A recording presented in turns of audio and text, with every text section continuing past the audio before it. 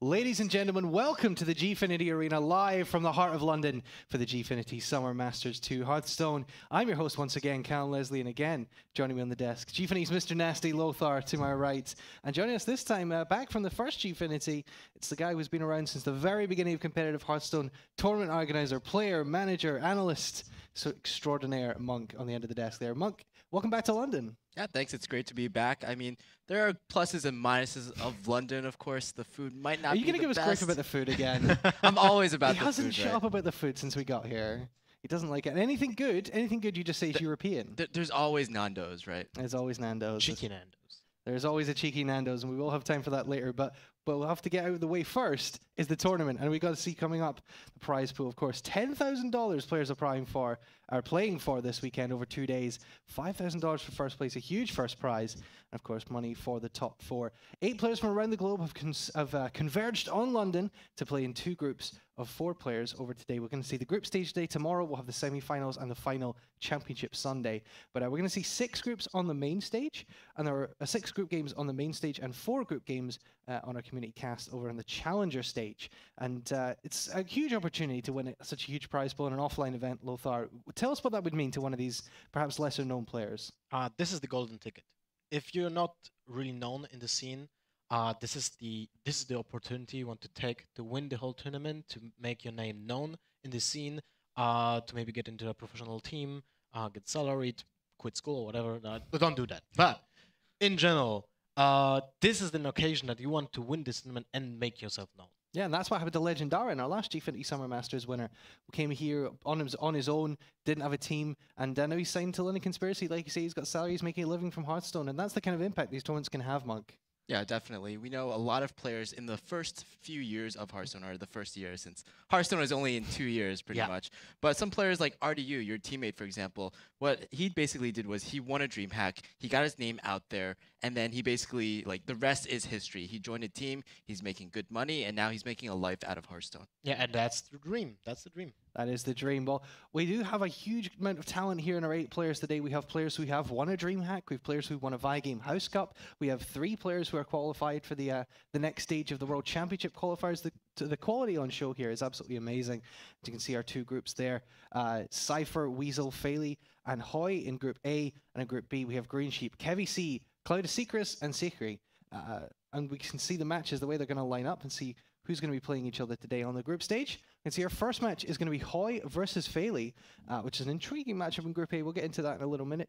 And then we're going to see the winners group from Group A, the deciding match, and then similarly from Group B, we're going to see Green Sheep versus Cloud of Secrets, and then the winners match and the deciding match. So we'll see on the main stage today who is advancing. We'll see each player book their place in Championship Sunday.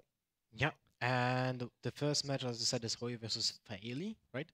And we don't know a lot about Faeli, apart from the fact that he's from Asuba, and he is top 23, if I recall correctly, right? No, he just missed out on the top 23. That's BlizzCon, unfortunately. Yes, but Hoej made the top 8 for BlizzCon, one of the top 8 players in Europe over the whole season. Won the Vigame House Cup too, obviously. Is he the favorite to take this whole tournament? I would say so. And I think Monk thinks alike. Yeah, well, I'm always kind of a stats guy, and basically, by going off the stats in Black Rock Mountain, Hoej was pretty much the second most successful player in terms of win rate overall, at around 59%, and the only player to beat him in percentage was just Kalento. Okay. So, and when you're number 2 to Kalento, that means something, right? That means you're pretty good. Yeah, I would say so. Yeah, I mean, Kalento, one of those players, we're going to talk a little bit about consistency, I think, over this weekend as well. Players who've maybe had some achievements but haven't been able to replicate that. Kalento is a guy who's just been consistently dominant. And Hoej's going to be looking to kind of replicate that consistency, because that's how you make yourself a really top player.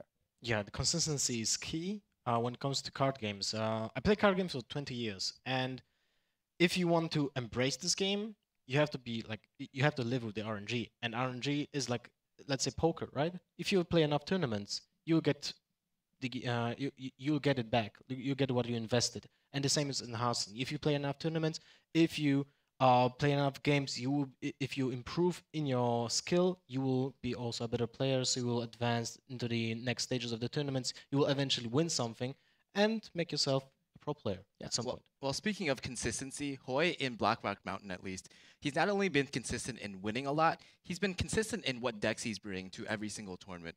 Pretty much his lineup has been his Zoo deck, his mid-range Druid, and his hybridish Hunter. The problem there is right after Black Rock Mountain, or right after TGT came out, he attended the ONOG tournament over the last weekend. He brought a completely different lineup. He told me he was really nervous with that lineup because it was a lineup he was rather unfamiliar with. He didn't practice at all. He didn't practice that much with. And even after the games, where he lost 0-2, I believe, unfortunately, or 1-2 rather, he told me that he wasn't really sure about the plays, and he might just go back to what is tried and true, go back to his lineup of somewhat aggro decks. Yeah, and that's really interesting, isn't it? I guess it's part of the particularly the Conquest format, because you can't really target and counter decks as well as you maybe could with last Hero's Standing. A lot of it is about just bringing the strongest lineup for that event, and you can sometimes out mind game yourself, I guess, Lothar, trying to be too clever, countering other people. I mean, we saw at the last Gfinity, I think 7 of the players brought Malagos Warlock, every single one of them expecting everyone else to bring Handlock.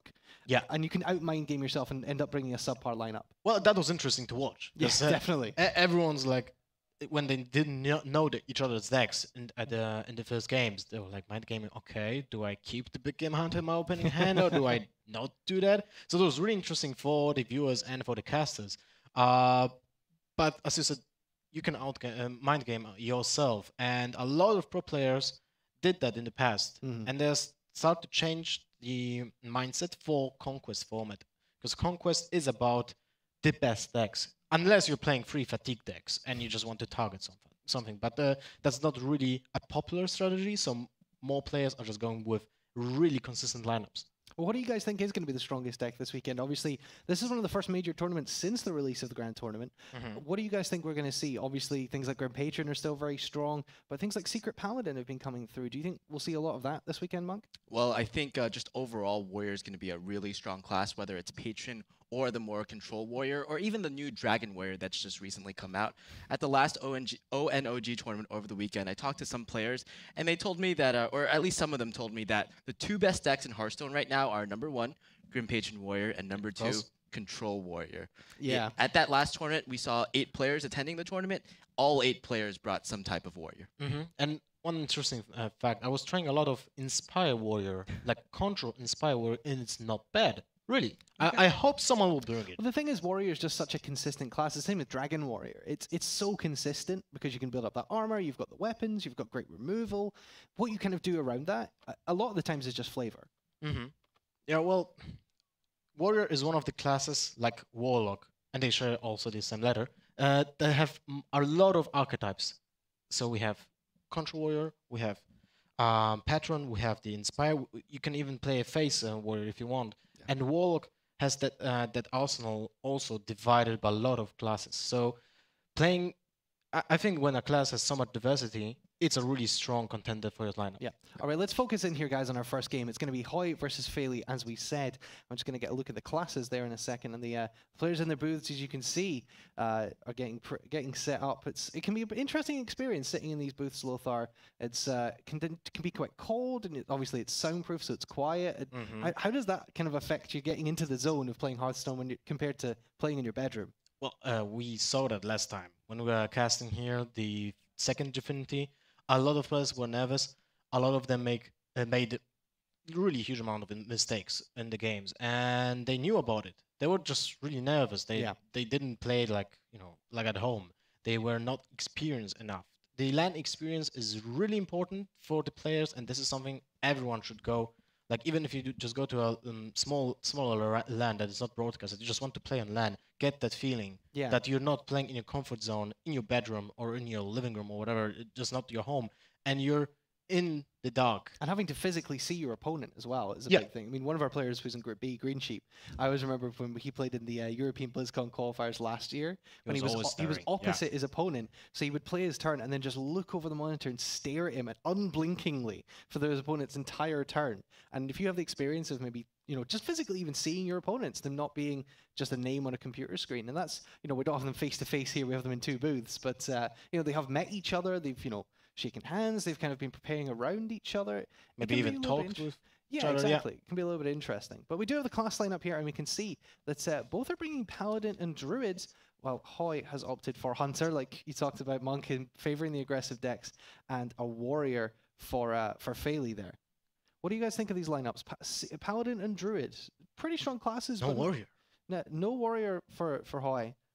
That's interesting. But you said, Monk, that Hoey said that he's not the patron player, right? Yeah, Hoej, even back in Blackrock Mountain, Patron was kind of his fourth deck. So if this format were something like a best of 7, I would no doubt that he's probably going to be bringing Patron Warrior. He's kind of going back to his roots, though, with Hunter, with Druid, and probably the new Mysterious Challenger Paladin that has just been wreaking havoc all over the ladder. Yeah, all over the ladder, not in competitive games yet. Unfortunately, 6-0 not having too much success with the deck in the Archon Team League. Yeah, but the interesting point that you said, Hoey said he's not that good with Patron deck, right? But it's the best deck in the format. And when I talk with a lot of players, including Life Coach, that he said that he would probably not play Patron at all, but then he changed his mind because he wants to play the best deck, and he spent really a lot of time practicing the Patron to be a good player with it. So I think if you want to be really competitive, you have to use the best deck. All right, guys, let's get predictions from you. Who do you think is going to take this first game? The favorite Hoej or the underdog Faeli? I would say if Hoey would be using the Patron Warrior, I would say he's in the favorite. He's the favorite of the match. But when he's not bringing Patron, I would say maybe Faeli will take this. So I'm for Faeli. Underdog pick from Lothar. Monk, what do you reckon? I have to go for Hoej right here. He's my boy, the Hoej, and he's bringing the decks that he knows all the time. He's really familiar with them, so I don't think he's going to be making any mistakes, if at all. At least with the Druid and with the Hunter. Yeah, I have to agree. This is going to be vintage Hoej. Hopefully, we're going to see here. Tell us what you think. Get on the social media. Give us a tweet. Go in the Twitch chat. We will be reading. Let us know what you think. Who's going to win this match? Don't really let us know what you think about us. Just focus on the games, guys. Tell us what you think is going to win the whole tournament as well, as they get on Twitter. But we're going to get down into this game. It's about ready to start. Your casters for this are going to be Ninja and Raven. Guys, take it away for our first game.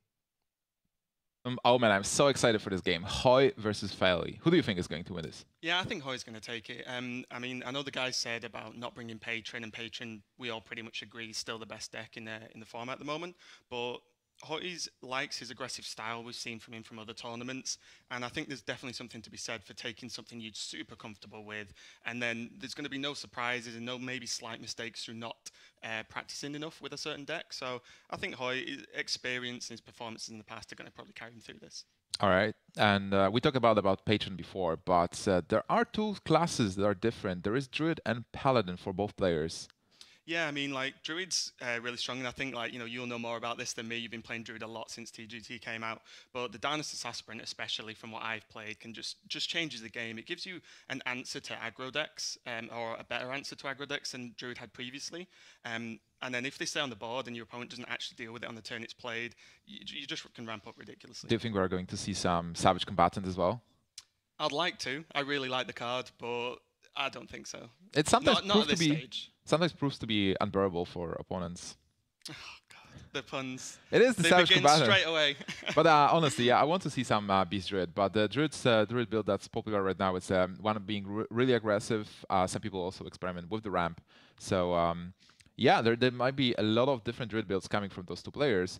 And with the Paladin, we discussed this Mysterious Challenger. But there's, again, 5 different builds. You can be super aggressive. You can be more mid-rangey. Sometimes people just curve into Tyrion.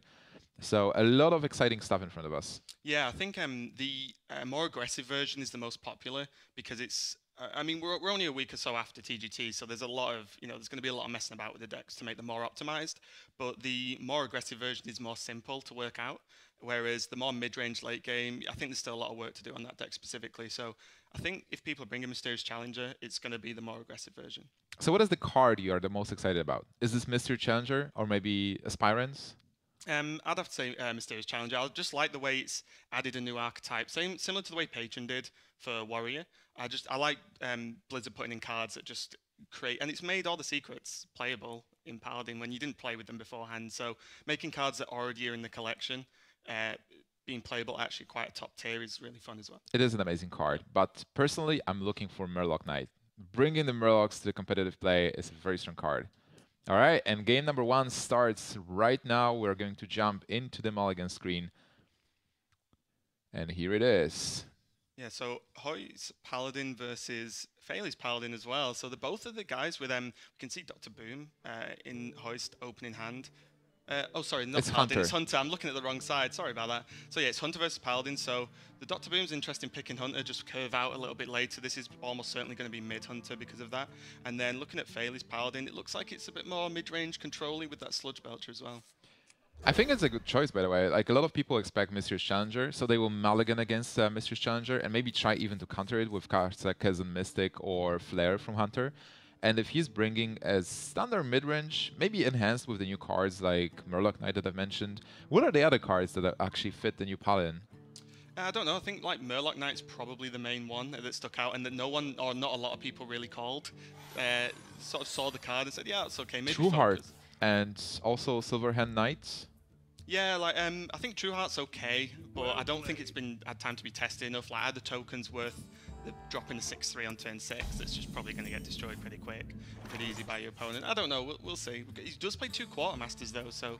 It really points into the deck based on dudes. You just spawn the Silverhand recruits. I would venture to say that absolutely there is a True Heart in deck, and he will be trying to play that. But this hand is terrible for the Paladin. Yeah, the 2 Quartermasters into... He actually mulliganed away Dr. Boom, right? Oh no, he couldn't have because he wouldn't have got it back. So the Hunter's curve is actually pretty nice. Getting the Mad Scientist, Juggler, Animal Companion, it's definitely the start you want. And looking at the Paladin, it doesn't even have answers to anything. There's no muster to contest the early game. There's no Consecrate to try and deal with that. I think it might be a bit of a struggle. Yeah, most of the time when the Paladin just falls behind, it's really hard to come back, especially if you have a Quartermaster deck. If you are playing an aggressive deck, maybe then you can actually come back with the Divine Shields. But we'll see. Paladin needs to do something, so Faeli definitely needs to draw better cards. He doesn't have any play till turn 4. Can you say anything else about Hoej's hand? Like, we know he's playing midrange, right? He mulliganed Dr. Boom from the Hunter, so that's the Boom we've seen being mulliganed. But right now, as you mentioned, the curve is pretty good, and what can we expect? Like, how does the matchup look like overall? Yeah, I mean, the matchup overall can be really difficult if the Paladin has like a mini bot or maybe a zombie child, something to contest the early board from the Hunter, because the Hunter's just going to want to chain drops to get the board advantage and then win through that. But with nothing in Faeli's hand, it's going to be a real struggle. I'd be interested to see what secrets he's playing actually, whether we might see a bear trap or snake traps instead, you know, All something of like them. that. Yeah, all of the secrets. If only Mysterious Challenger was a Hunter card. Well, even if he does not play the new cards, just having a freezing trap and knowing that the bird trap is somewhere there in the collection is something you have to keep in mind. Yeah, because with the extra secrets being included in the expansion, there's just another layer you have to play around. And players are so used to just, you know, knowing how to attack and when and what order to do to play around the current secrets with the new ones. It really does change everything. And, you know, normally you always want Hoffer, but that layout's pretty nice and it's going to put on so much pressure. Absolutely. If there will be a Hoffer, then Consecration just clears the board. And right now he needs to do something else. Probably just to silver the 2/4, deny the Beast, and hope for a good Consecration next turn. Yeah, I think the Consecration's fine as well, because the Juggler could cause some problems, and it's still... The Consecration gets rid of a lot of immediate damage from the board, but, you know, like you said, denying the Beast is fair, because if Houndmaster now comes out, you're in some major trouble. Absolutely. Just trying to Eaglehorn Bow, which you're probably just going to see get equipped. I think Hero Power Pass is not as good. He may as well prep the bow. Don't know whether he'll actually push for damage though. I don't know if he needs to at this point, because as we were actually talking about before the games, that in Mid Hunter you definitely want to control the board more than you just want to keep hitting face. Obviously on an empty board hitting face is fine, but Maybe just Hero Power and don't play the bow, because the next turn is possible Harrison Jones' turn. But do you really play around Harrison? Like, at this point you are aggressive. You have double Unleash the Hounds. So you can possibly go for the bow, but I absolutely agree also with not playing anything and just going for face damage. Yeah, this is still fine. He's really ahead, and you know the True Silver's only going to clear the Juggler more than likely, which stops the Unleash. But with nothing on board, there's nothing to unleash anyway. So I see Tyrion go in Than, but you know we can see the Hunter's already got the Owl ready and waiting. Yeah, Tyrion is far off with the turns. Like right now, he just needs to decide if he wants to play Consecration or Pilot the Shredder to develop some kind of board. Like with the True Silver Champion, he can kill the Juggler, get Pilot the Shredder there. He will drop to 15, so he's still in an okay shape. Yeah.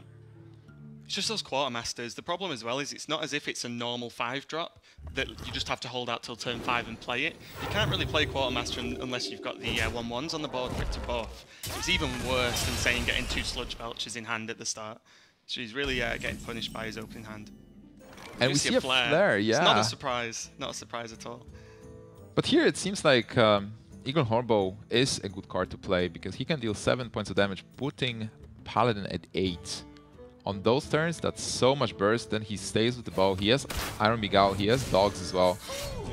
And it's not as if you're close to, say, a lay on hands turn either. He's still got plenty of time to push for that damage, and there's not a lot the Paladin can do about it. What's he going to draw? Equality doesn't help at all. Yeah, with this, it's harsh. And also, there's going to be a secret from the Hunter because of Mad Scientist. If he plays minions, he is going to get punished. Unleash the Hound is getting better and better. Yeah, I think he has to hit face just to gain the health. And then trade the Shredder with the Scientist maybe just to get it off the board. And then sort of deal with the trap next turn maybe. But he really does just need to stall out, try and get Tyrion on the board and hope it sticks. But, you know, we can see that the Owl's there to make that not happen. Yeah, but do you even... We don't know what the secret is yet. And that's a freezing trap.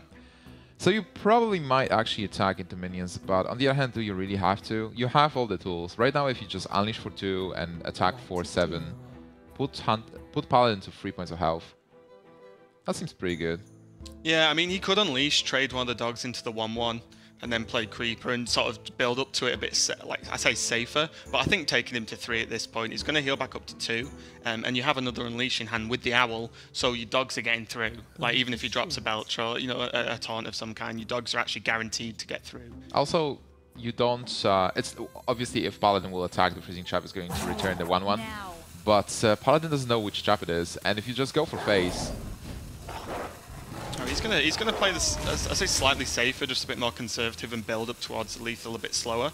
But like you said, even if the 1/1 gets freezing trapped, you've took 4 damage from the Shredder. The Hunter's sat at 26 health. Like, he's safe. It's not like he's close to lethal in any way. And we finally see a shielded minibot. A little bit too late. Yeah, can Paladin do something here? He has 7 mana crystals.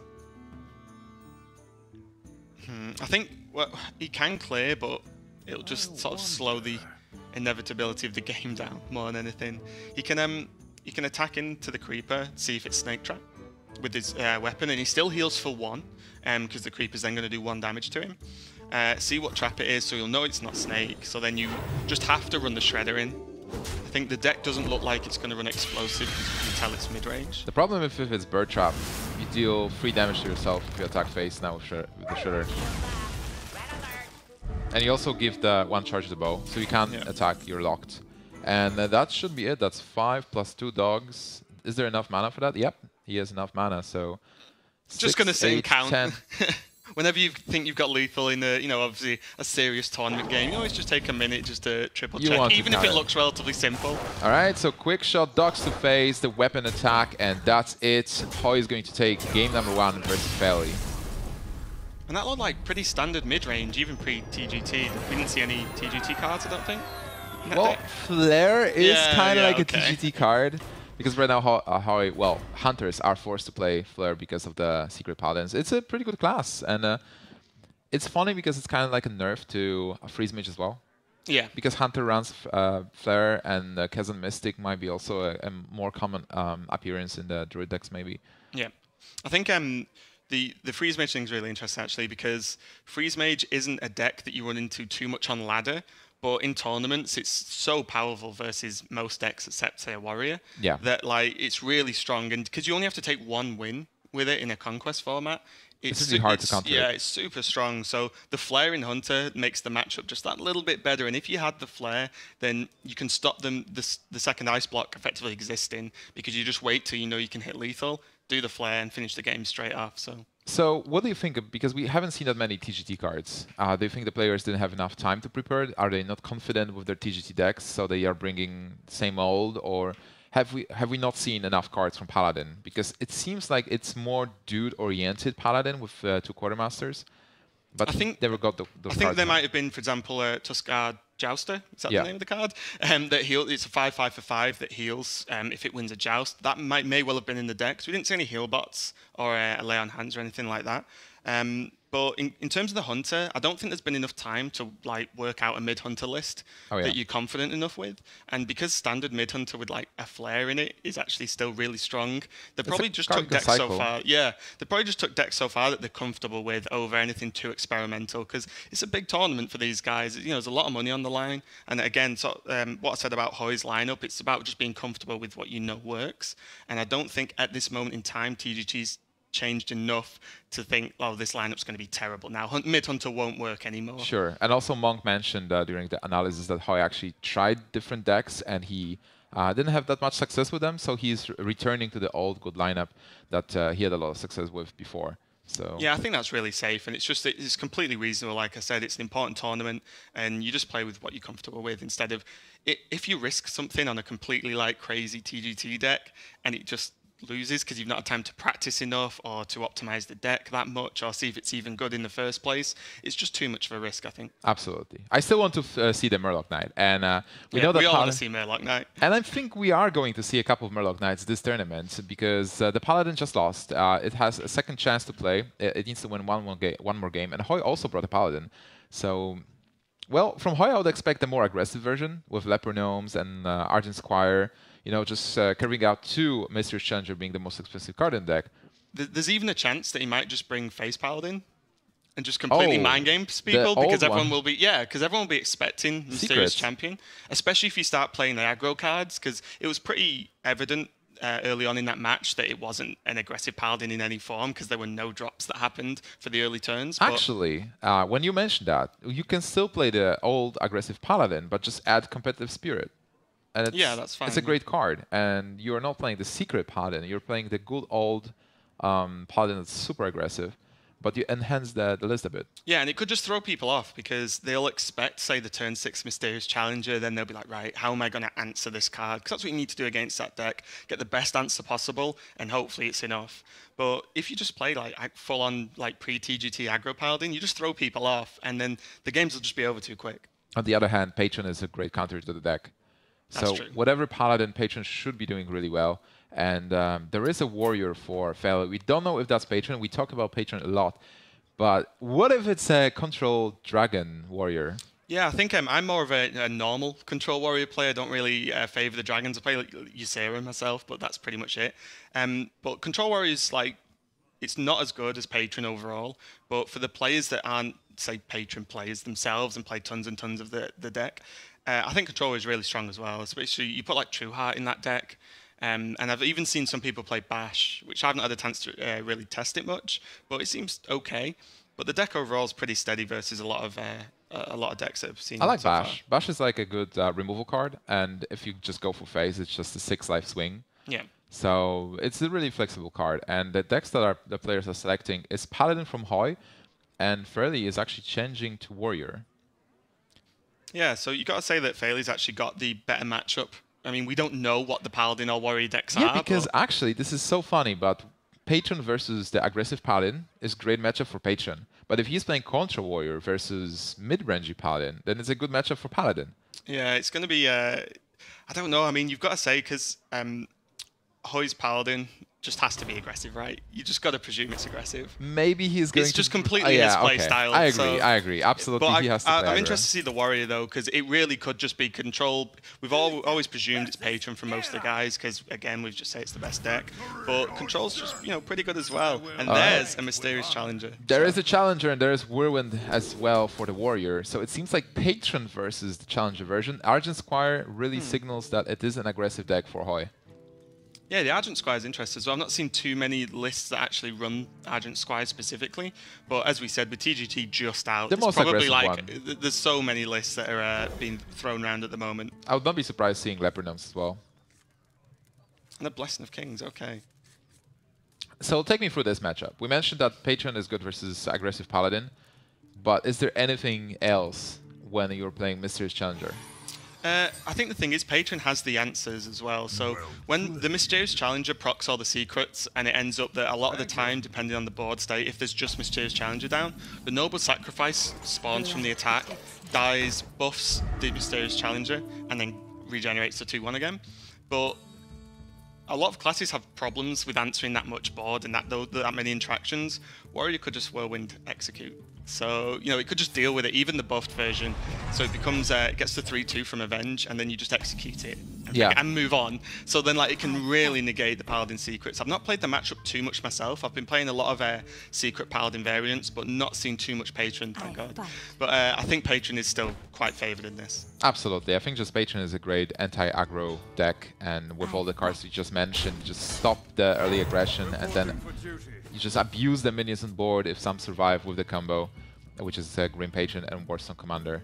And we even see the Acolyte of Pain as well, which is really good versus Paladin in general, because it just trades with even just the tokens if it's not an aggressive Paladin. It depends how confident he's going to be just slamming it down.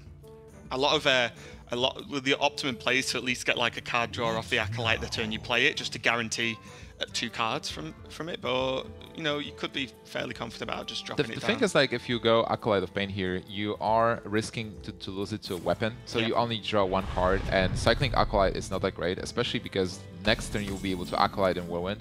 So I like the decision to go for Shield Block. I fight. And even though there was no True Silver Champion, still Hoej had an option to just Blessing of Kings one of his minions and kill Acolyte in 1 blow. Yeah, we see that he has the mini bot and the competitive spirit in hand. So one of the okay secrets to draw if you can hold on to a board. But you know, the way that you play around that is just leave like a 1-1 on the board and let it get buffed to a 2-2, then not care. But when you when the secret comes out in a full board and you don't deal with it somehow, like suddenly the whole board gets +1/+1. And it's a weird secret that actually procs at the start of your own turn. You cannot actually proc the secret yourself. It's really strange. I like it though. It is a different design, and I think it works really well. So the secret right now is this competitive spirit, or is it Noble Sacrifice? I think it's Noble Sacrifice because the spirit's still in hand. So maybe I think he's played the Noble Sacrifice because he wants to say guard against a Despite, maybe. Yeah, and protect the Divine Shields, which then even like Whirlwind only kills a 1-1 and removes the shields at the moment. But this is where the mind games come into it, because Paladin's playing like 6 secrets or so, depending on the deck. Like, this could be any of those, and you just don't know which one it is. Because if he Whirlwinds now and that procs an Avenge, that would be then like, he's in some trouble. Like, some he gets trouble. another Whirlwind. That's pretty cool, but he's still looking for a weapon, I believe. So for now, it looks good for Hoej. Actually, he's building up the board. But yeah, this is Patron. So even if it looks bad for Patron in the very beginning, Patron is able to turn the game around and just steal it. The game's going to get to a scary point where Hoej has to fill the board up because that's the style of deck it is, and that's how you put the pressure on. But if you fill the board up versus a Patron warrior, and it gets to like turn 8, 9, 10, there's a very real chance, especially if you see like Emperor come out, there's a very real chance they can just kill you because you've built up the board for them. So then the Whirlwind procs the Frothing Berserkers and gives them so much extra damage. The Shredder's a really nice drop though, and the fact that he can follow up with another one if he wants to as well. Yeah. Like they're really sticky minions and can, you know, a bit awkward for the warrior to deal with. Well, it's actually Hoej, but Faeli is playing the Patron warrior. Of course. Yeah. it is. Did I say Faeli? Yeah, Oh, but sorry Faeli. about that. Well, Hoej played the Battle Shredder, and Faeli can actually follow up with Slam into Whirlwind. So drawing another card from Acolyte, putting it to 3 cards. Unstable Will is also a nice card to get. He will be able to counter the board. And for Faeli, he just needs to continue, you know, clearing the board and give himself enough time to draw into all the combo cards. So for now, he's doing great. Yeah, something to note as well is though both Whirlwinds are gone. And Whirlwinds are really key cards in that if you get Emperor down, there's 0 mana Whirlwind effect for late game. But like you said, he needs to control the board because if he lets the Paladin run away with it, the game's going to be over before he can even get there. And he still has the ghouls, you know, yeah, he probably runs 2 ghouls, that's pretty common.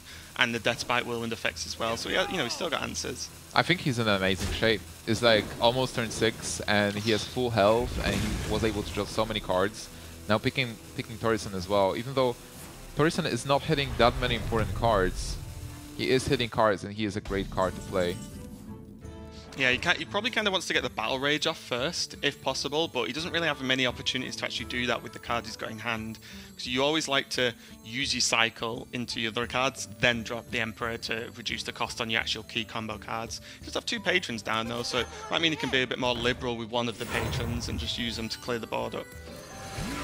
And Divine Favor as well, that's just coming to Paladin's hand, and that's going to do some work against a Patron Warrior whose key goal is to draw a lot and then, you know, do the big combo. So see some get some good yeah, cards Divine from Favor there. actually returned to the metagame because of Thaurissan. People started playing those combo decks when you want to draw as many cards as possible to hit them with Thaurissan, and then Divine Favor just counters it perfectly to fuel the hand.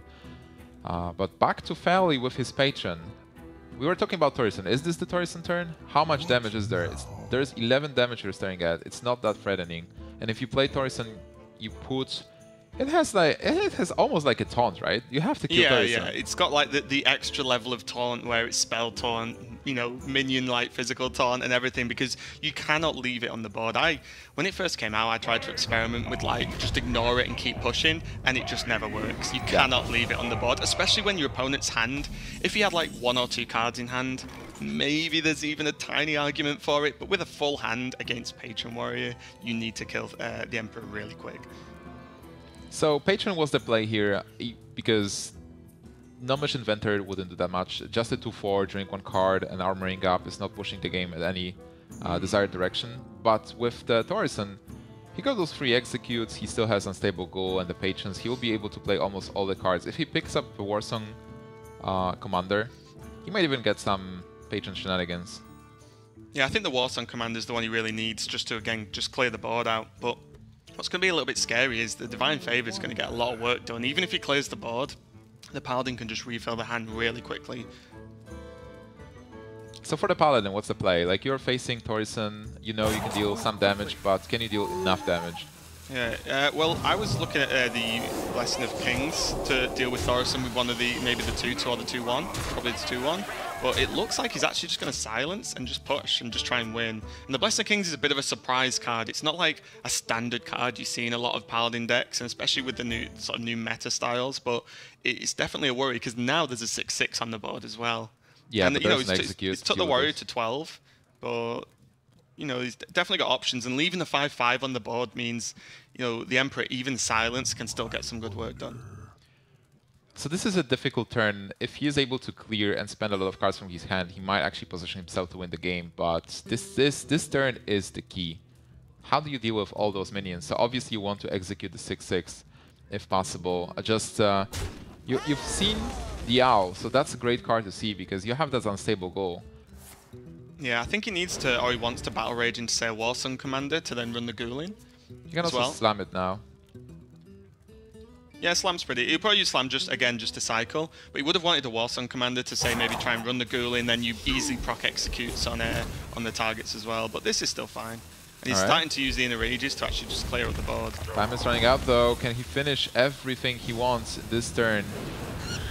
So goes down to 10, goes up to 12, and there is Pilot the Shredder. Thaurissan is silenced, but still a body on board. It'd be interesting to see whether the Paladin actually pushes still, or does he, you know, trade with Thaurissan maybe just to get rid of it easily, but that's Mysterious Challenger. So. Well, that's a great card to get, actually. He will be able to play this turn, but is this the best card he could get? Do you still go for Divine Favor, though?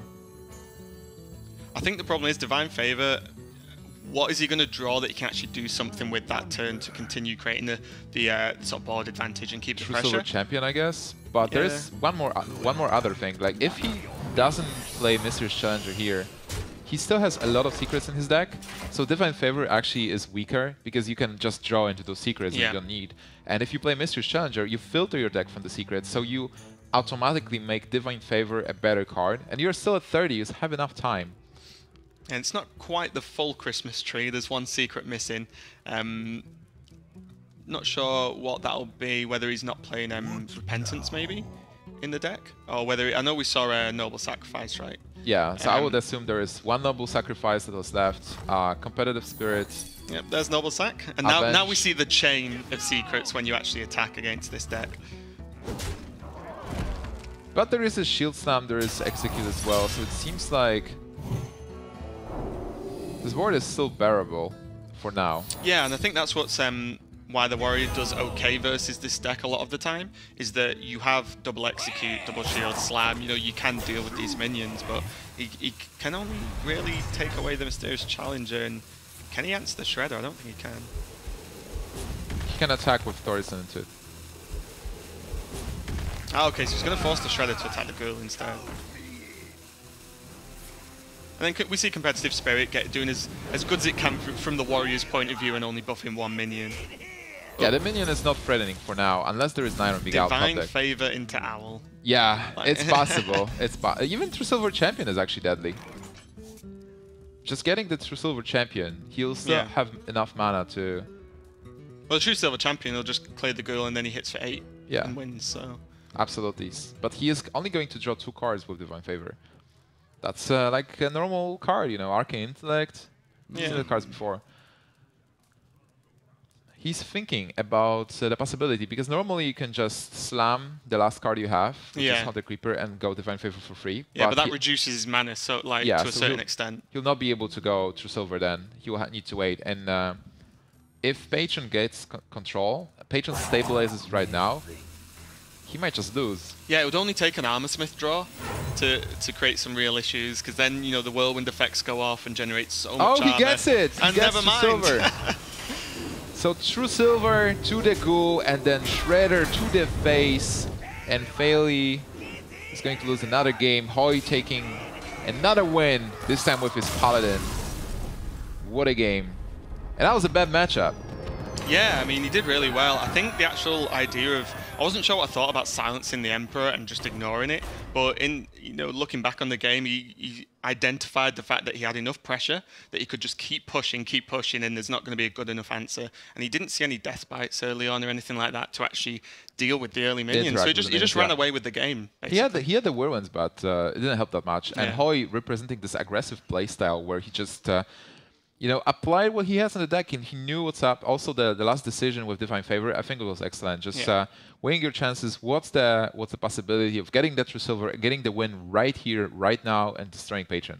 Yeah, I think a lot of the time you do, like, it's either I'll stall out one more turn, but when you're at that point against Patron, one more turn could just lose you the game. As I said, if you had another whirlwind effect, or didn't hit the ghoul for whatever reason, then an Armorsmith draw just ends the game for the Paladin completely, because he just gains so much armor. Even through just trading the Patrons, actually, it could be a problem. So he decided to just commit, I'm going to Divine Favor, let's see what happens. And he drew it, so fair enough. That was really amazing. Yeah. But on the other hand, like, Faeli played really well with Patron as well, just clearing the board and almost stabilized. It's just that one top deck that Hoej got I with think, the Divine Favor. like I said, like one more turn might have been enough to just about stabilize and then start bringing the game back, because he'll be gaining 2 armor every turn as well, most of the time. So again, the Paladin sort of just runs out of juice, but having the Divine Favor ready, even though the Patron play reduced the cards down only to 3, which is pretty low for Patron, it was just enough to get the True Silver. So Hoej is down to his Druid list, and now he just needs to win with the Druid to win the match. Can he do it and sweep 3-0, or do you think there's going to be some resistance from Faeli? Yeah, I think Faeli could quite easily take a game or even 2 off, but having 3 chances with Druid, at how much, depending on what list he's running, but the fact that Druid, if you draw the ramp early, it can just win you the game sometimes. Like, having 3 goes at it is pretty... The odds are in his favour to actually just take a win. I wouldn't be surprised with the way he's playing, though. He's pretty solid, good decisions, solid decision-making. He could easily see a 3-0. All right. Hopefully, Faeli will actually fight back and is going to get a couple of games. I want to see the Paladin again, if possible. I want to see if there is the Murloc Knight I'm expecting to see. In gold as well. And also, the Druid deck from Faeli. I want to see maybe Druid on Druid to see what the difference of the builds. We've mentioned that before. There's a lot of different approaches to Druid now with the new cards.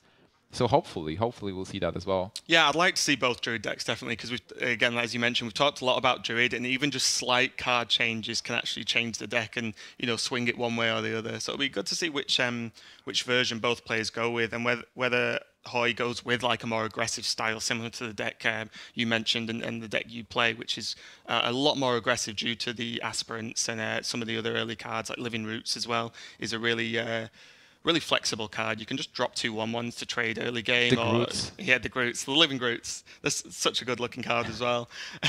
But you can just drop them as 1/1s to contest an aggressive board early, or you can just save it to create tempo, which removing like the lower Drake, minions. you can kill Pilot Shredder. Exactly, yeah. So it's really flexible, really good. One of the really strong card designs from Blizzard. I think it's good cards to put They in. can finally go face with it. Like so many people always say, rough face, but you can't. But now Living Groot's face Now and you actually can. works. I always struggle not to summon the 2 1/1s though, because they just look so good. Like, All right, so we are almost ready for the next game. If you're Hoej boys, you are definitely happy. And if you're Faeli's army, well, Faeli is on a bad position, so you might want to send his your energy to him to give him a bit more, well, not to say luck, but confidence. Because the guys mentioned it in the Alanis both. Those guys, Hoej is experienced, but Yeah. Faeli, you know, it's esports. It's a bit different when you're in this contained space, which is a bit cold, it's silent, and you're by your own. It's not your bedroom, it's not your room, it's not your computer, it's not even your mouse. So yeah. you have to get adjusted, especially if you face a player like Hoej, who is top 8 in the Well, that's the World thing. Championship You team. know you're against one of the best players around at the moment. So, like, that's for your first game as well. You've got probably your hardest game in the group, potentially. So there's a lot of pressure. But, you know, even if he loses this game, he's not out. Yeah, he's So, not out. yeah, He still has so- a chance. He just needs to win 2 matches over the 3 matches. Yeah. If he loses another match, he will be out. But if he wins another one and then one more, he is going to advance. Yeah, definitely a lot of pressure. But, you know, he has Patron Warrior, so I'm confident he can probably just nip at least one more game with that. I wouldn't be surprised if he locked it in again, just because the deck's so strong, and maybe he just wants get a win. Versus just get a win Druid, there. especially, I think. Patron had before TGT, Patron had a history of being a very good deck versus Druids. Druid had a chance to stop him, but Druid had to have an Innervate. More or less, Patron was just winning with the Grim Patron Innervate and Death Spite. Right now, it might change a bit if the Druid build is different. If Hoej plays a super aggressive Druid, he might actually kill Patron before Patron has a chance to respond. Yeah, to actually deal with the minions, yeah, because Druid's always struggled dealing with more than 1 or 2 minions on the board, and with Patron, you're always dealing with a hell of a lot more than that. Do you think he's bringing Valkyrs? You know what's really hard to get through when you have a Death Spite equip? Fiola Lightbane with a Mark of the Wild, being a 5/6 Divine Shield. Yeah, that is pretty difficult. And yeah, I'd be surprised. I kind of hope so, just because I know how excited you'll be about it. But I'd be surprised if he brings it. But, you know, I can't say much. I've not tested that deck, but I'm sure it's pretty good. You can cut the sisters, but it is an interesting deck. All right, so I'm obviously talking about a very aggressive deck with the sisters and low drops, something like a Flame Juggler. The people have like different builds. They bring like. That's what's really fun at the moment. Flame, The expansion just come out, test everything. Like. Yeah, it wasn't enough time to play all the decks. That's the most fun thing, because we have the Dreadsteed decks, we have Dragon decks, we have this aggressive Druid, we have the Secret Paladin decks. The Shaman had got a lot of great cards as well, and I think still people didn't figure out the best Shaman list. Yeah, I mean, I looked at, for example, Fake's Shaman list, which I looked at his compared to mine, which is both just pretty much mid-range Shaman with the new cards in, you know, they're pretty powerful. But even then, there's a lot of differences, and I've seen other lists that then include, you know... Totemic Might sometimes not. Yeah, Totemic Might. Do you play Mistcaller? Mistcaller actually seems to be a bad card, but people still try. They still try to put it in the decks and then make it work. It's definitely... Because I actually haven't got that yet. It's one of those cards that I'm just letting people... It's like Evian and Druid. Yeah. It's like, I'm going to let everyone else look at that and see if it can even work or works well enough. You just want to wait for Strife to make the deck. Yeah, and when it does get worked out, then I'll play it. That's the... Absolutely. So what is the deck that you are most excited to see overall in this tournament? In this tournament, I'd like to see some sort of inspired deck, to be honest. I don't know whether we'll actually see it. We probably won't, because I don't think anyone's really worked out a good... Dara Drake and... maybe, Lady of the Lake. Maybe. I know I've seen a few people play like an inspired focus warrior, because armoring up's always good, right? Yeah. And then maybe something along with Paladin. I've sort of tested Inspired Paladin myself with like Silverhand Regent, the Murloc Knight, and you can just refill the board pretty quick. But yeah, I'd like to see some sort of fun Inspired stuff, or maybe some of the legendaries that we've not seen too much of yet. But knowing the players, I imagine we're going to see pretty steady and stable decks. Yeah, like you want to so bring far. those kinds of decks to the tournament, especially if there is a lot of on the line. You're playing versus those great players, Yep. and you could not expect people to bring fun decks. No, purely as well because I just don't think there's enough time. What are we on, like a week and a half, 2 weeks since release, roughly? Actually, if somebody brings an interesting deck, he might have a lot of success. But to bring a deck like that, you have to be an excellent deck builder and have enough time to test it versus the current metagame. And in the history of card games, it sometimes happens. There's this one guy from one team, and they test the deck internally. Only 4 or 5 people in the world know about the list, and then he brings the list and takes the tournament with it. And then that's the new metagame. I hope we see it. I really do. I'd love it. That. I just personally, myself, if I was in this position, I couldn't take the risk, because it's so risky. Even the amount of testing you can do, but only like a week or so, because you're always going to be altering the deck, so just trying to optimize it. So it would be too risky for me, but I hope someone does. That'd be really fun. Absolutely. We are going to see Druid versus Paladin. So Hoej bringing his Druid, and then Faeli bringing his Paladin again. Which I'm really excited about. I want to see that match. What do you think about the matchup overall, Druid versus Paladin? I think the matchup's pretty okay for Druid, to be honest. I mean, the True Silver doesn't really help too much versus a lot of the Druid minions, like the Druid of the Claw. Maybe if he's playing a Savage Combatant, it's going to help. I'd love to see that in Hoej's deck, but... I think it's pretty good for the Druid, especially if it's the aggressive style. I don't think there's... It depends. It's hard because looking at what we saw of the Paladin deck, we didn't see much of it at all. Quartermasters. Yeah, we just saw Quartermasters, so it's really difficult to see what the rest of his deck looks like, but he's just going to maybe have to just play around that dreaded 14 damage. It might come down to the answers. If Hoej is bringing a very aggressive Druid, then the question would be, is Consecration enough to clear the board? And if that's a more rampy Druid... We did see equality as well, didn't we? So we know equality is in the deck. All right, so game number 3 starts now. Hoej versus Faeli. Who's going to take it? If Hoej wins, he takes the series. Faeli needs to come back and win a couple of games to stay alive. And we see standard Druid cards, Innervate, Keeper, and Lothab. Not really aggressive, but it can still be any deck.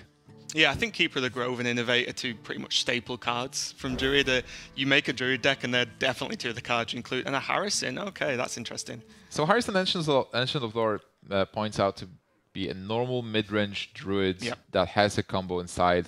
Probably double Savage Roar, 1 or 2 Force of Natures.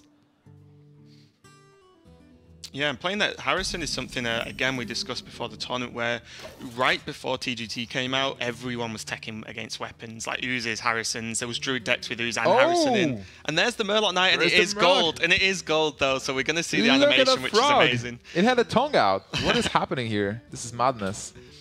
But yeah, keeping Harrison in, I mean, I suppose going to a ton like this when everyone's expecting Warrior, probably Patron, but at least, Warrior in general.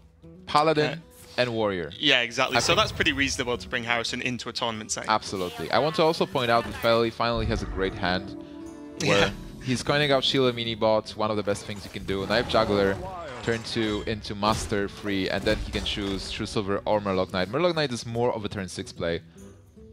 Yeah, I think that's something you have to factor in with all the Inspire cards. How good is it on its own? Probably not very, but then it becomes pretty... A card like Murloc Knight becomes very good on 6 when you can actually do both. I need to craft golden ones. They're amazing, aren't they? It's catching flies all the time. Look at this guy. This is a really good start for the Paladin now. This is the start he wanted, or you want every game really, and not double Quartermaster in hand. And even the Aldor Peacekeeper's not bad to draw into now. He did mulligan it initially, which is fine, but drawing it into now as you sort of building up towards maybe the scary Innervate turn of a Druid of the Claw or something, you can just answer it to a certain extent straight away. I need to ask you a question. If you would need to fight Murloc Knight, would you prefer to fight a Murloc-shaped frog or a frog-shaped Murloc? A frog-shaped Murloc. Yeah, a frog-shaped Murloc. Okay, you can just squish it. Yeah, exactly. It's small, so you're fine. Good answer. A Murloc-shaped frog would just be scary. It's kind of what it is in the picture, actually. Yeah, that's true. But we did see the Savage Roar, though, just to clear the Juggler. I think that's a good decision. Yeah, hyper defensive, and then drawing into Swipe. God. That's not too terrible. It's absolutely amazing. Is he not going to do that, though? Can you afford not to? I mean, he didn't see the Quartermasters, did he, to be fair? So. Yeah, and he knows that there is no way the Quartermaster is going to drop next turn. Yeah. But the problem is if you play a minion, then it can just be traded into by all the 1/1s. So, I mean, I suppose you're okay with that on 21 health if they trade away, but I don't know. I think the swipe's probably too good not to do. I would love the swipe here, and then next turn you just innervate the lore, and you have a great follow-up anyway. Like, if you feel threatened by anything, you can go with Druid of the Claw, but swipe into innervate Ancient of Lore is the dream. Yeah, because there's nothing that the Paladin can really play that will challenge the lore too much. It would have to be the Shredder plus the weapon, but even then you're killing the Shredder, the first half of the Shredder, and 5 damage, you know, to your opponent's face, which is pretty nice. And he is playing the Tuskar Jouster as well. Absolutely. So. Faeli is on a roll with those cards. He is able to go with Shredder this turn, and then Tuskar into Murloc Knight. He still has answers. Both Aldo and True Silver are really good versus Druid, versus those big creatures. Yeah, and this is definitely what you wanted. You don't want to just drop Murloc Knight on the board on turn 4 and pass, because the odds on it surviving are quite low. But being able to use the Shredder and then Murloc Knight later is going to be huge. Alright, Druid of the Claw instead of Ancient of the Lore because you want to keep the Shredder dead. And you can still use Innervate later with maybe even playing Sylvanas and Pilot Shredder. Yeah, so the decision here is, like, does he want to True Silver to just clear the minion, but, like, you know, overkill a little bit? Or does he want to just slam Aldor Peacekeeper, hit once, and then, you know, deal with it that way and maybe just build the board? Let's see what comes out of Shredder. Not too terrible. Well, now he has to clear. Now right? you have to clear with the True Silver. I think I was the fan of the Aldor Peacekeeper, actually. Just get a Peacekeeper, develop your board, especially because you've seen the swipe before. And, well, you'll not be able to kill the Druid of the Claw, but it has just one attack. So none of it matters because he can Murloc Knight Hero Power next turn. So the game will go crazy from there. Absolutely. I hope. Well, we'll see what Murlocs are going to jump. If he gets a Murloc Knight from Murloc Knight, and then follows with a Murloc Knight, and then Hero Powers into double War Leader, then the game's over. Yeah. We do see that Harrison comes down, which is pretty nice. Just gets the card draw there into another Druid of the Claw. And Harrison's pretty good, actually, because although the Warren Zapomatics down, and yes, you know, it can do 6 to face, or if there's a crazy Blessing of Kings out of nowhere, then, you know, you wouldn't see a lot of damage, but he still has to answer Harrison. You can't really just leave it on the board, can you? Is he just going to ignore it? You I might think he have has to with what he's got in his hand. And you got probably one of the worst Murlocs there. But, you know, that Murloc 2/2 still synergizes with the Murloc he can potentially get next turn as well. Absolutely, and now Harrison, well, there is a second swipe, so that's really good for Hoej, but he definitely needs to deal with the Murloc Knight. And that's the thing that a lot of people missed when they were evaluating the TGT cards. Inspire. Not only you can inspire when you play the card, but you can inspire next turn as well, and turn after that. So the Inspire cards, they have this semi-taunt. Yeah, like half-taunt, where, again, if you just left it up, then you're just facing at least 3 minions next turn again, and then Druid struggles to clear a board as it is, so you just need to get rid of it straight away, and the Druid of the Claw is pretty nice. Just get that down, protects the 5/1 as well, unless there's a Consecrate, but the Juggler might actually Yeah, Juggler is out. interesting here, but he will not be able to play everything he wants. Also, Silence is okay. Yeah, the problem is, like, he can't really Murloc Knight Hero Power because then he can't do anything else, and that's not going to do enough and not going to deal with the board. He might probably just go for Juggler and Tuskar Jouster and hope that the knife hits. But on the other hand, if it misses with the knife, yeah, the 5/1 trades straight into the Jouster. So what about Juggler into Silence, the 4/6, and you also Dude Up, so you have 2 knives that can actually go into Harrison, and if the knives miss, you can use the 2/1. You can use the 2/1, or even go for phase because Druid is at 14 already. Yeah, I think that's pretty reasonable. Everything else, he's just not quite got the mana he needs to do, like, you know, the really good turns. Maybe even actually Aldor Peacekeeper as well. You Silence, and then you Aldor Peacekeeper the 4/6. Yeah, this is fine, actually, yeah. Oh. And he got wow, it, yeah. He hits with a knife. The Q up straight into face shows that he hovered over it and couldn't attack anyway, so it showed that a bit earlier that the knife was already hit. So that's worked out pretty well, and he's, you know, there's a lot of pressure on board. Are we going to see, like, maybe a Force of Nature just to clear up? Yeah, Force seems pretty good. He'll be able to clear almost everything. Yeah, and then, like, Hero Power just to finish off. Yeah, so that's a full clear. And Paladin is only on 2 cards, even though it's turn 8 almost, so you might be expecting Tyrion or Lay on Hands. The problem is, if he full clears, that's fine, and it's a reasonable play, knowing the position he's in at the moment. But we can see that, like, even a full clear, Murloc Knight hero powers 3 more minions, like, instantly. It is, yeah. And then whatever he draws as well. So I don't know.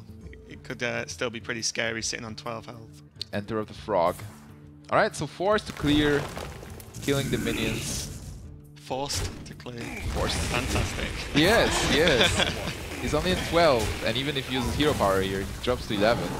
The good thing for Hoej is that Paladin normally doesn't have a lot of burst. So only like True Silver, maybe Blessing of Kings, but the mid-range version is all minion-based. Yeah, so now we can see that Murloc Knight mini-bot hero power is going to be really strong, and he's seen double swipe. That's his second Druid of the Claw that's now not taunted, so... Ah man, that's a bad Murloc. Yeah. There are so many great Murlocs you can get. Like you can get the 2/5 that draws you a card when the Murloc dies, and that's perfect because your Murloc Knight is going to die and you're going to draw a card. Old Murkai. Old Murkai is amazing. That gets buffed as well. automatically from your Murloc Knight, so it's a 3/4, yeah. Oh, Ancient of Wars. Pretty nice, though. It almost seals the game, but then he can't deal with the Murloc Knight. What to do? He can't deal with the Murloc Knight! But, like, you've got to think, with the Paladin on one card, and you've already seen an Owl, like, does the Ancient of War sort of deal with the Murloc Knight anyway? Because is he going to get enough power to actually kill it? But what if there is a silence into Old Murkai? What's your play? Well, I still play the Ancient of War again. Yeah, there you go. Actually, this Ancient of War was not that bad. I think the alternative was just healing yourself with Ancient of War, which is probably not what you want to do. Hearthstone Jones is a blank, so you summon the Murloc first. You can't play all of them. Yeah, you hero powering 100% here because you don't have the mana to play Harrison and Tusk. Reporting for duty. And there's the Murloc. It's okay. All the ones that don't do anything on the turn are actually played, which is unfortunate. True. But I like the fact that if you have the Golden Murloc Knight, it actually summons Golden Murlocs. Yeah.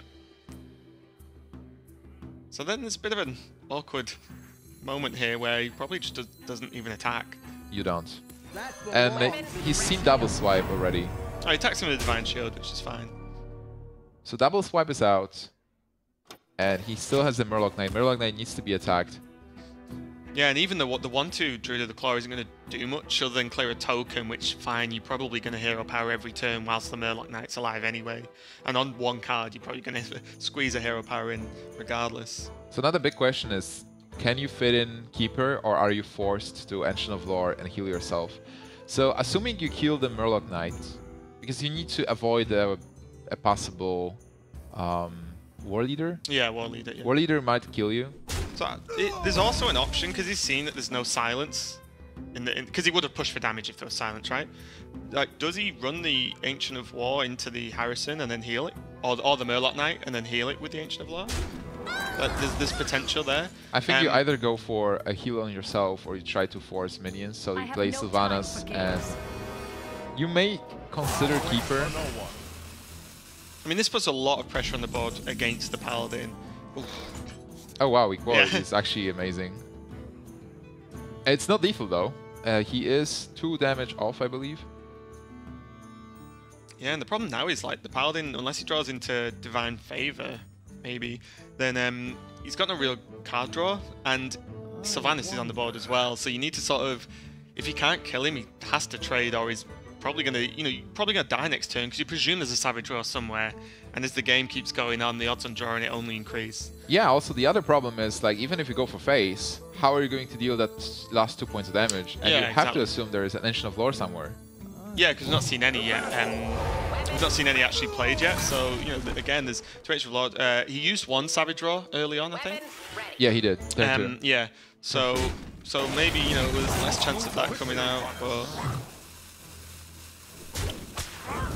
This Druid of the Claw is the most resilient Druid of the Claw I've seen in a while. It's silenced. But a 1/1. A 1/1. It's silenced, but it's still alive. So he wins the joust and gets extra heal, and we saw a Shade as well. So Shade's one of the cards in Druid that is up for debate at the moment in whether you play 2, 1, none. It's one of those sort of flex cards, I guess. I think in this kind of deck it absolutely fits. It's the old style Druid. We haven't seen any new cards from Hoej. It's just bringing the good old BRM based deck that still works. So he's relying on the fact that because the Paladin has to top deck, and we said earlier, there's only really like True Silver and then again maybe Blessing of Kings as any sort of burst. He's confident enough to draw instead of heal up there because there's only the 5/5 on the board. And the Ancient of Lore actually just contest that straight up. Yeah, even if you get a Tyrion, there is the Keeper of the Grove for Hoej. He just keeps it for that. And he saw that in the Joust, there was the Dr. Boom there, and he straight away drew into Big Game Hunters, so that was probably pretty nice. He knows he can just at least deal with the 7/7 when he gets played. But Dr. Boom still would be nice here, forcing Big Game Hunter and having those bombs. Well, right now he probably just needs to go for face and Slash Belcher and Hero Power. There is no point in killing the 1/1, and there is no point in killing the 5/5 as well. Yeah, because the thing is, he's ahead on life, so you may as well just push. I mean, he's took him to 6. They still consecrate another True Silver, I think, in the deck, so there are ways he can push through, but there's no need to trade whatsoever. It's only going to give the Druid more opportunities to come back in the game. This turtle is so happy for Tasker Jouster. It's like, Daddy, do we charge? Do we charge face? Always is the answer to that. Okay, there is a Wrath. So it seems like slowly Hoej is stabilizing, but can he clear this board? He has another force, right? So he can easily clear. Yeah, I mean, he could still, depend on how sort of risky he wants to be with the Keeper of the Grove, he could run the 5/5 into the 3/5 and then Wrath and Keeper of the Grove onto the 5/5 to remove that as well. Because he kind of needs to deal with the Belcher and the 5/5 at the moment because it's just too much damage. Yeah. And even if you just left the 5/5 up and dealt with everything else, well, he's 1 off lethal, so what, 2 with a hero power. What I would probably like to see is attack Wrath the 1/2 for 1, kill it with the 1/1, and then force and clear the rest. Just gotta drop the Shredder instead and just Oh, that's actually even better. Yeah, again, just build up the board, because why not? He needs to do something to actually come back into this game and actually threaten some damage. There is a Quartermaster, so that's something. That's 3 points of damage to face again. Yeah, he's actually maybe not happy to see the Quartermaster, but not as sad as he was in the earlier game. Yeah, this time it actually puts Druid in range. If he gets a True Silver weapon, then Shapeshift, and it's still 4 damage. Yep. So he might just win here. I see Hoej's going to get another draw. Hoej needs, what, like a Savage Drawer? There is a Savage Drawer. He used double Force of Nature already, so he needs to clear this board and set up a board for himself as well. The 5/2 clears 2/5 pretty well. The Shredder, he can always Wrath the tokens. Yeah, he can. Yeah, he's got double Wrath, hasn't he? So like double Wrath's okay, I guess. I'll probably keep this the Keeper of the Grove though. I'll be afraid of throwing Keeper here because then Tyrion. Yeah, Tyrion top deck just stalls you, and you can't even proc the shield with hero power because you'll die. So yeah, it's really scary because like the Keeper of the Grove, it's a decision you've kind of got to call. Your opponent's top decking, and he 99.9% has Tyrion in his deck. You can tell. But do you want to use it to try and really come back in the game? But then if Tyrion's drawn, you lose. Do you want to take that risk? Probably not. What you can probably do is play Big Game Hunter. Big Game Hunter might provide you with more damage. So, oh, he goes full face. No respect. And there's the. He sets up lethal here. So 8 damage from. That's 8 plus 8, 16, 21. Yeah. So the 2/5's almost certainly going to trade into the 4/2. But then he loses like, oh, it's so risky. Because the thing is, this play is flagged that he has some sort of lethal next turn because he would have traded if he didn't, right? You know, you've got to trade at this point because you'll be set onto 1 health. So I think the Paladin now has to start trading himself and just hope he doesn't have enough. Yeah, that's the thing. Well, he can kill the 5/2, so he can take 5 damage off the board. I think attacking the 4/2 is actually better. And if you think Savage Roar, 1 Savage Roar and maybe 2 damage from the Keeper, that's not enough. So for now, Hoej is 2 damage off lethal, and he has 9 mana to spend, and he's still 2 damage off. If he gets a second Savage Roar, that should be it.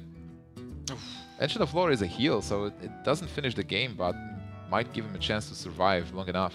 This is actually an excellent back and forth game from Druid and Paladin. Yeah. And this only stresses the fact how little burst Paladin has. Yeah, you just almost don't fear anything. I mean, a Consecrate is their burst or the True Silver at the moment.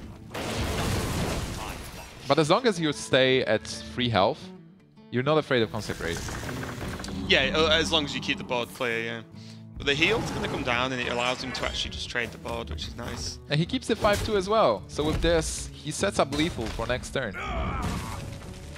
Right? Because it's 8, 10, 12, 20, yeah? He can even attack the 1-1, doesn't matter. Yeah, because even if he plays Muster and kills it with the weapon, then it just doesn't matter because the damage is done. So he left the 1-1 up, which is just as fine because again, you're not afraid of 7 damage coming out of nowhere or 6 because he's got the 1-1 token. But that's it. Dr. Boom is nothing. It's just a blank. He played it still a strong card, but it means that Hoej just needs to get to his turn. We see the sigh there. He's finally took the game after being so close. So many turns. So Hoej is going to cast Savage Roar and then attack with his minions to the face. That's more than enough, and he takes the game versus Faeli. He takes the series 3-0. A really impressive game, and both players there just doing exactly what they had to do to actually close out the game, even trading when they had to, pushing when they needed to. It was really good, and you know, Hoej playing really solid. Like, you can't really argue with any of his plays so far. I'm absolutely, well, happy with the match. Let's say I'm happy with the match, because first, Hoej didn't bring Green Patron Warrior, and that's the deck like, a lot of people don't want to see that often. And then we have seen Faeli bringing amazing decks with Murloc Knight as well. We've seen it twice. We've seen Murloc Knight action, and well, his aggressive playstyle is just working. Even though he brought kind of standard decks, I think. Yeah. He got the fine-tuned decks for the tournament specifically.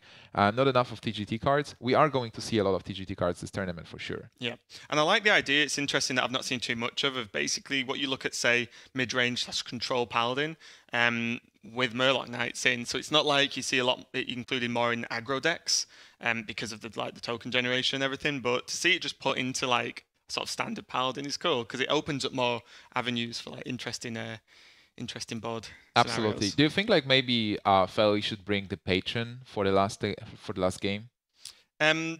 Personally, I would have brought it just because it's you've got to say it's got the highest win percent against any matchup really compared to the other decks.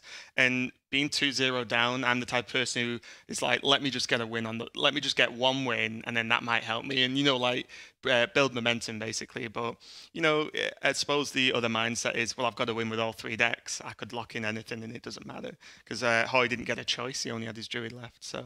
All right, so Hoej is doing pretty well with his playstyle and with his decks, and well, that was really exciting to see. Like, what was the most exciting moment for all those games that we've seen for you personally? I think just the last game and how close Hoej was sort of playing with his life a little bit, leaving himself on 3, dropping the big game hunter to again blatantly threaten lethal. It was really good. All right, for me personally, I think the best moment was where he decided with Paladin to be super aggressive versus Patron and just put Patron in the spot. So let's see what our analysts have to say about the match. Callum, take it away. Thanks, guys. Well, Hoej, the favorite, taking that match 3-0. Not what you'd picked, Lothar. Monk, you did pick it correctly. Congratulations on the first correct prediction of the day. 3-0, pretty comfortable for Hoej. Yeah, pretty, I would say, straightforward games. Yeah. The first game was decided by the really bad opening hand for Faeli with the Paladin, mid-range Paladin with 2 Pulse Shredders, 2 Quartermaster, if I recall correctly. Something similar, so he didn't have anything for the first turns. Second game against Patron. Well, you know, the Mysterious Challenger did work, really a lot of work there. And the interesting game was the third match. And that was two really interesting turns when Faeli didn't opt to use the Peacekeeper on the Druid of the Claw, and he went instead with a True Silver Champion, which basically cost him the game at that point. Yeah, well, I think we'll break down those 2 key plays in just a second, because there's also the turns near the end as well where Hoej kind of flipped the switch. We'll talk about it in just a second. But Monk, what did you think of Hoej's overall performance, and maybe were you a little bit disappointed by Faeli? Well, just speaking to Hoej, first of all, I think it's truly a credit to him that he's bringing the same decks, kind of the same decks at least, that he brought in Blackrock Mountain. At least the Hunter and the Druid are kind of very few TGT cards in his decks. Exactly. In fact, in the Onog tournament, he also brought Druid, and he brought no TGT cards in that Druid. Not even the Aspirant that pretty much everyone else had decided to bring in Druid. But overall, really great play from him. Just generally with those two decks in particular, I think he's always going to be spot on. He's always going to be trying to set up lethals, and he's always going to be trying to calculate the number of outs the opponent has on every single turn. For example, especially in that last game between the Paladin and the Druid from Hoej, he was kind of playing towards certain outs, like Muster would have been an out for the Paladin, True Silver would have been an out, but he decided, no, I have to go for the lethal. I have to win on this turn, or I'm not going to win at all. Two consecrations also. This is a really questionable turn, for me at least, from my point of view, because the Paladin still had 2 consecrations, 1 True Silver Champion, and 1 Masterful Battle. So Hoej, by making the decision to race that turn, not to trade with the Quartermaster, gave his opponent 3 more outs. So from 1 out to 4 outs, I think that's a really high risk to take. Like he was getting with the I think he was really making the board advantage to his side with each turn, because his hero power goes away, like just makes him the hero power just makes him go away from the True Silver Champion range, and it was just a matter of 2 turns hero powering and trading with the minions instead. So I think that was really risky, but yeah, he won, so good decision. Yeah. You talked about the play with the Eldar Peacekeeper earlier on as well, that kind of turned the game in the earlier Paladin game. Talk us through that, Lothar. No, that was the same game. Was it, sorry, that was the same game. That was the same game, and that was an interesting turn because it was a very long game. It was a very long game. That was turn 4, if I recall correctly. Turn 5. Turn 5. He had 5 mana, right? And there were 2 options. You either play True Silver Champion and you trade with your Palette Shredder, so you sacrifice a really big body, which Druid has always problem with to deal with big bodies, right? And you set up a good turn to develop Murloc Knight for turn 6, because you have the True Silver Champion on board, so you can clear a minion from the Druid. But at the same time, you lose to Harrison Jones, which of course you can't really play around. But if you go with Peacekeeper, Peacekeeper and the Druid with the Claw, attacking with your hero, because he had still the weapon from the Masterful Battle, and with the Palette Shredder setup, it set up a lethal for the Druid of the Claw next turn, and you have a bigger board presence, because you have a 1/1 and a 3/3 and a 4/2. So I think that was really, really way better than the True Silver Champion. Just generally talking about mid-range decks, one of the things that I found really interesting in that last game with Hoej's Paladin play, Hoej's Druid play, was the decision on turn 3 to Savage or to kill that Knife Juggler. Super defensive play, but realized he was against a very aggressive start and needed to do that. But then we saw later on when he took the really risky aggressive play, which gave his opponent way more outs, but set himself up for a Savage or lethal. He kind of flipped the switch a little bit. What is that?